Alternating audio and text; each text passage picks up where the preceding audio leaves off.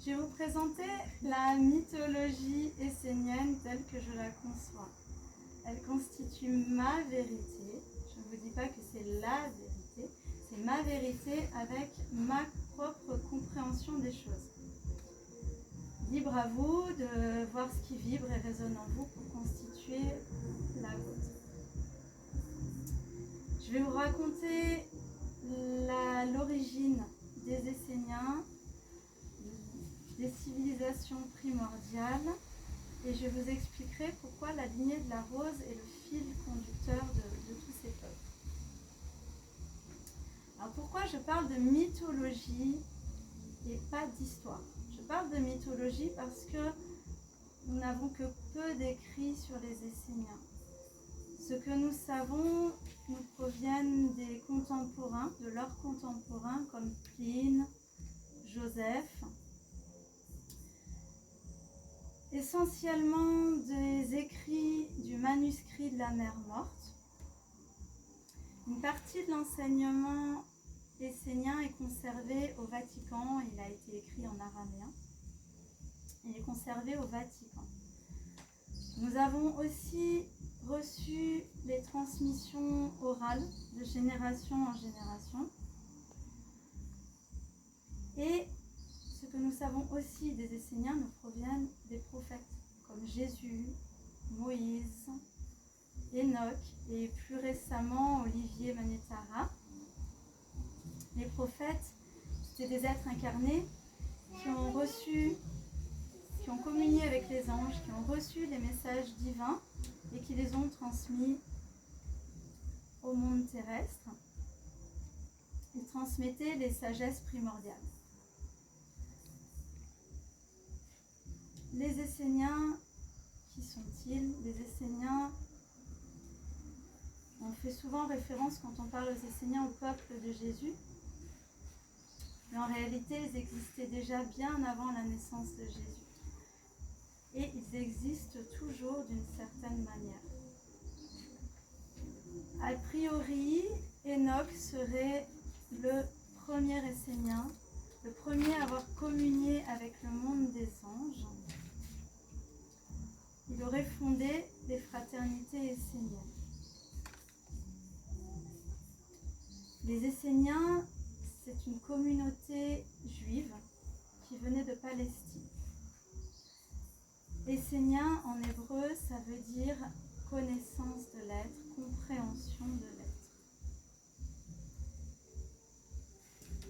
C'est une confrérie, c'est une communauté qui vivait en harmonie avec la nature. Ils vivaient souvent au bord des points d'eau, en Palestine, au bord de la mer Rouge, en Égypte. Ils vivaient essentiellement de l'agriculture et avaient un mode de vie communautaire. Ils partageaient tout en part égale. Il n'y avait pas de riches, pas de pauvres. Tout était partagé en part égale. Ils avaient un profond respect pour tout mode de vie. Ils étaient végétariens et ne buvaient pas d'alcool. Leur semaine commençait les vendredis soirs, où ils consacraient du temps à l'étude des textes sacrés, de l'astronomie, de l'éducation et des médecines vibratoires. Ils avaient une grande connaissance des plantes. Ils étaient vêtus de blanc et avaient vraiment un grand attrait pour l'étude des médecines énergétiques, des médecines vibratoires. Les Esséniens, c'est un peuple parmi les peuples. Parce qu'ils étaient d'origine juive. Ils ont créé leur communauté. Ils en ont créé un peu partout à travers le monde. Donc c'est un peuple parmi les peuples. C'est une famille d'âmes qui est venue s'incarner sur Terre pour amener l'amour et la connaissance des sagesses primordiales. Ils se sont donnés pour mission d'aider les humains reconnecter à leur nature divine. Les Esséniens, les soins esséniens, parce que les Esséniens avaient vraiment un grand attrait pour ces médecines vibratoires, les soins esséniens, ce sont des soins sacrés. Ce sont des soins sacrés qui ont pris naissance en Égypte. C'est pour ça qu'on les appelle parfois les soins égypto-esséniens. En effet, plusieurs grands maîtres, comme Jésus, ont été envoyés par leurs semblables à travers le monde pour étudier ces médecines-là. Jésus aurait, par exemple, le maître Jésus aurait voyagé en Égypte, au Tibet et en Inde, où il aurait rencontré notamment le grand maître du yoga Babaji. Il y aurait eu des échanges de connaissances un peu partout à travers le monde, mais essentiellement en Égypte, en Inde, au Tibet. En Grèce antique aussi, on retrouve certains savoirs de ces soins, de ces médecines vibratoires esséniennes. Les Esséniens, c'était des grands disciples des mystères. Ils se considéraient tous comme des prêtres et des prêtresses au service de Dieu. Donc leurs soins, c'était des soins holistiques qui prenaient en compte la totalité de l'être, le corps physique, psychique et spirituel.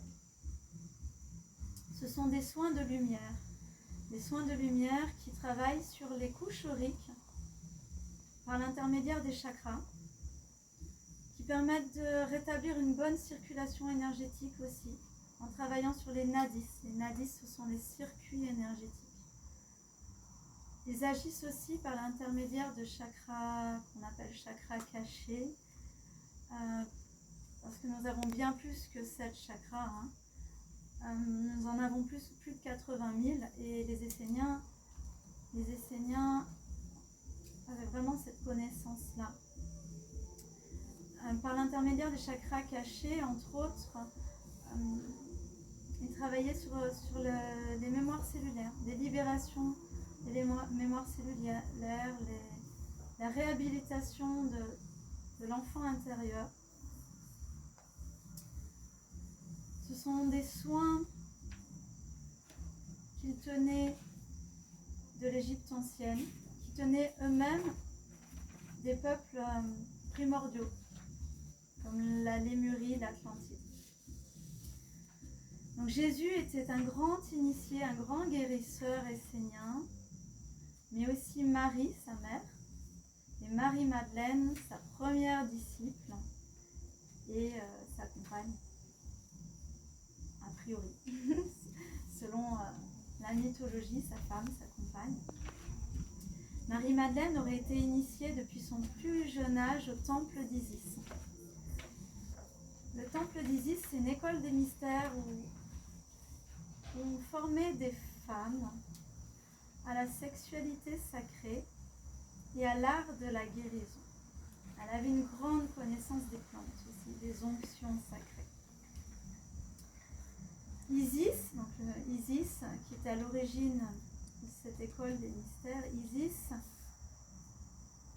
tout comme Hathor, était une grande prêtresse qui s'était incarnée sur Terre pour rappeler aux humains leurs origines divines, pour ramener cette connaissance des civilisations primordiales.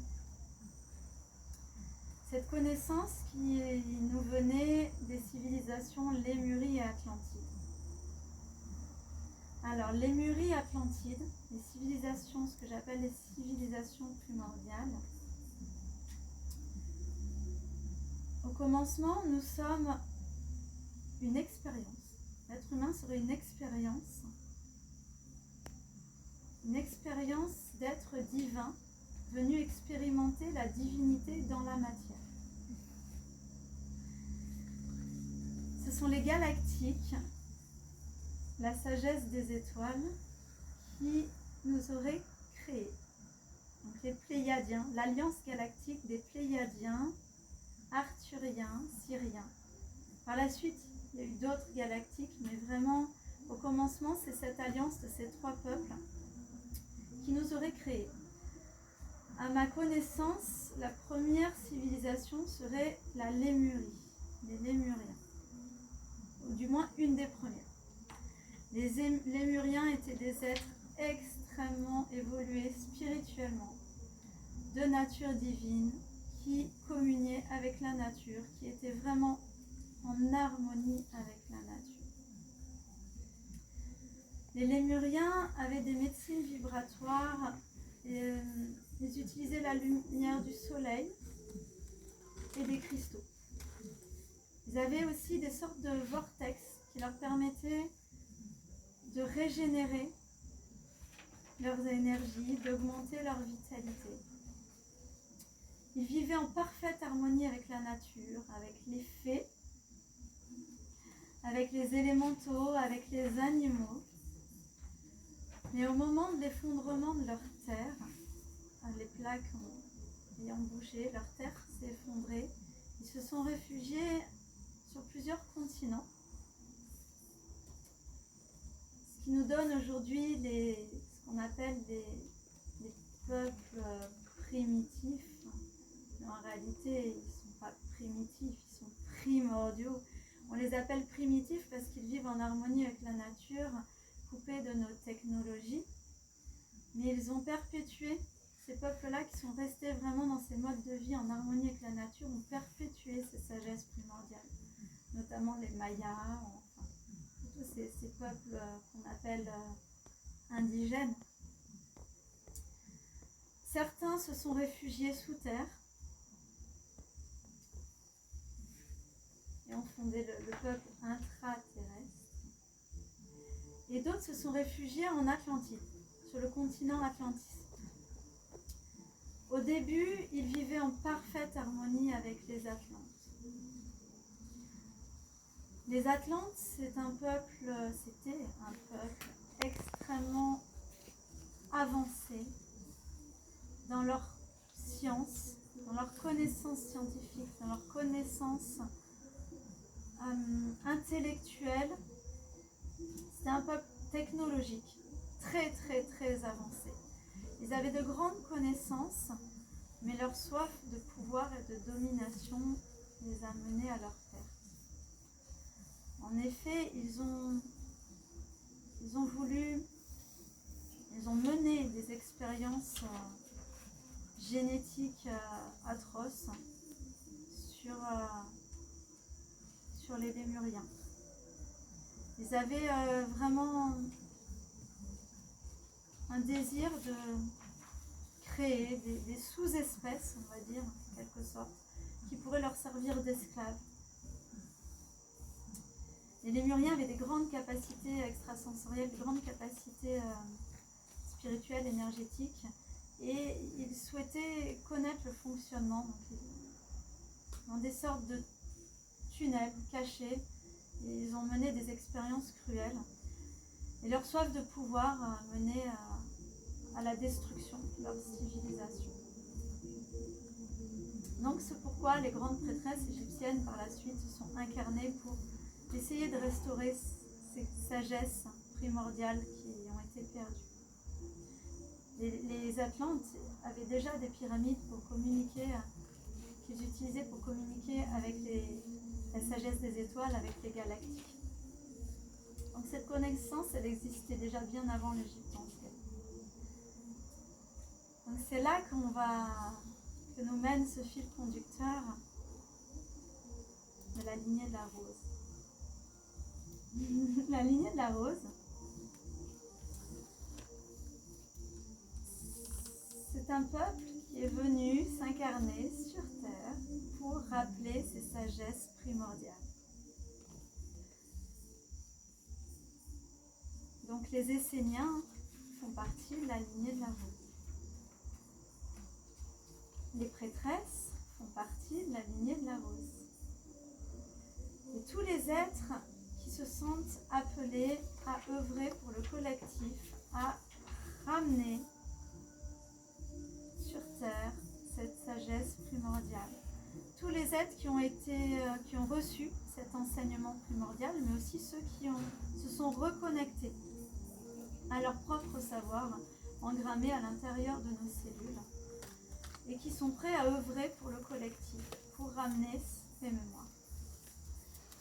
La médecine de la rose, c'est une médecine fréquentielle qui permet de restaurer ces codes de lumière de différentes manières. Ça peut être par les sons, par la musique, par la sonothérapie, par l'art, par la danse, par le yoga. Ça peut être par les cristaux, c'est engrammé dans les cristaux, par l'eau, les soins par l'eau aussi. Pas mal de codes de lumière qui sont engrammés dans l'eau. Par les onctions sacrées, par les plantes, par les huiles, les onctions sacrées. Aujourd'hui, si nous souhaitons œuvrer pour ce collectif, il nous suffit de nous reconnecter à qui nous sommes, à comment nous souhaitons œuvrer et avec quel langage. Je suis open pour vos questions. Vous avez été très sages.